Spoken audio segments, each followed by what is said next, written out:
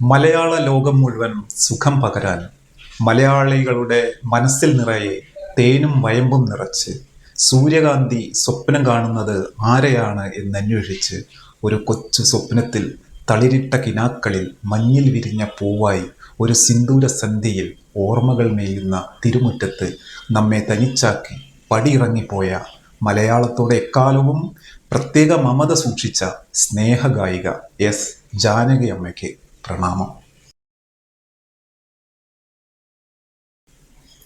6 പതിറ്റാണ്ട്, 20 ഭാഷകളിൽ 48,000-ത്തിലധികം അനശ്വര ഗാനങ്ങൾ. ഒടുവിൽ ആ പൂങ്കുയിലും ശ്രുതി താഴ്ത്തി മലയാളത്തിൻ്റെ, തമിഴിൻ്റെ, ഇന്ത്യയുടെ പ്രിയപ്പെട്ട ജാനകിയമ്മ ഇനി ഓർമ്മയിലെ സുന്ദര ഗാനമായി നിറഞ്ഞു നിൽക്കും. മണ്ണിൽ മൗനമായി അലിഞ്ഞു ചേർന്നാലും ആ സ്വരമാധുരിയുടെ ബാക്കിയുണ്ട്.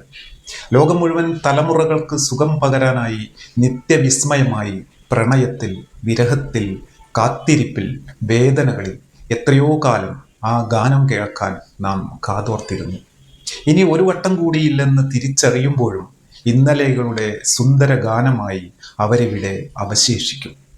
സൗമ്യമായ ചിരിയും നിഷ്കളങ്കമായ വാക്കുകളുമായി പാട്ടുപുസ്തകവും കയ്യിലേന്തി ജാനകിയമ്മ നമ്മുടെ മനസ്സുകളിൽ ജീവിക്കും.